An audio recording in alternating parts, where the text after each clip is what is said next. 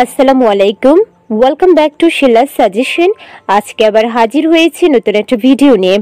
আজকের ভিডিও গর্ভবতী কিন্তু পেটের আকার বোঝা না যাওয়ার কারণ কি, অথবা গর্ভাবস্থায় সঠিকভাবে আপনার পেটের আকৃতি বৃদ্ধি না পাওয়ার কারণ কি। তাছাড়া অনেকেরই প্রশ্ন থাকে, পেটের আকৃতি যদি ছোট থাকে তাহলে গর্ভের বাচ্চা সুস্থ আছে কিনা বা তার বিকাশ সঠিকভাবে হচ্ছে কিনা তা বোঝায় কিনা। সবগুলো প্রশ্ন নিয়ে আজকে আলোচনা করব। ভিডিওটা শেষ পর্যন্ত দেখুন, ভালো লাগলে চ্যানেলটিকে সাবস্ক্রাইব করতে ভুলবেন না। আপনি একজন গর্ভবতী তা বোঝার অন্যতম একটা মাধ্যম হচ্ছে আপনার পেটের আকার বৃদ্ধি পাওয়া। একজন গর্ভবতী মা তার পেটের পরিবর্তন লক্ষ্য করবে সাধারণত দ্বিতীয় 3 মাস সময় থেকে, মানে গর্ভাবস্থার 4র্থ মাস থেকে কিছুটা আপনার গর্ভের আকার বৃদ্ধি পেতে পারে। 4র্থ মাস থেকে গর্ভবতী মায়ের পেটের আকৃতি বাড়তে শুরু করে। তবে কিছু কিছু মায়ের ক্ষেত্রে পেটের আকার আগের মতোই থাকতে পারে, তবে এর পেছনেও কিছু কারণ রয়েছে। অনেক সময় মায়েরা ডাক্তারের কাছে প্রশ্ন করে থাকে, পেটের আকার কেন বাড়ছে না, পেট ঠিকমতো বোঝা না যাওয়ার কারণ কি।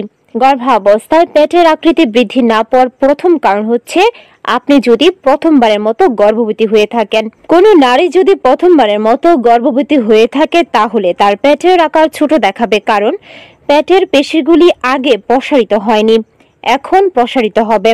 সুতরাং আপনার পেটের আকার প্রত্যাশার চেয়ে ছোট দেখাবে। আর যদি দ্বিতীয়বার গর্ভবতী হন তবে আপনার পেটের পেশি অবশ্যই আরামদায়ক হবে এবং আপনার বাচ্চার বাড়ার জন্য পর্যাপ্ত জায়গা থাকবে। সেক্ষেত্রে আপনার পেট সময়ের তুলনায় আকারে বড় দেখাতে পারে। পেটের আকার বোঝা না যাওয়ার আরেকটি কারণ হচ্ছে শিশুর গর্ভে অবস্থান। গর্ভাবস্থায় আপনার শিশু গর্ভে প্রচুর নড়াচড়া বা ঘোরাফেরা করে। আপনি যদি গর্ভাবস্থার শেষ পর্যায়ে থাকেন তবে আপনাকে অবশ্যই কিছু ব্যাপারে সচেতন হতে হবে, যেমন আপনার শিশুর নড়াচড়ার কারণে গর্ভে তার অবস্থানের কিছুটা পরিবর্তন হতে পারে।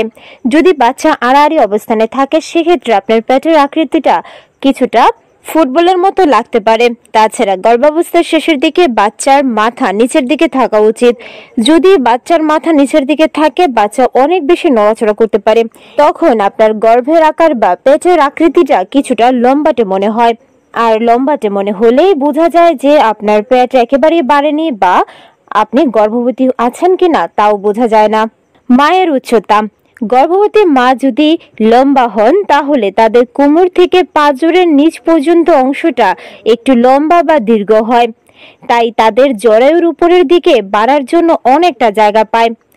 এক্ষেত্রে তাদের জরায়ুর সামনের দিকে না বেড়ে শরীরের উপরের দিকে বাড়ে।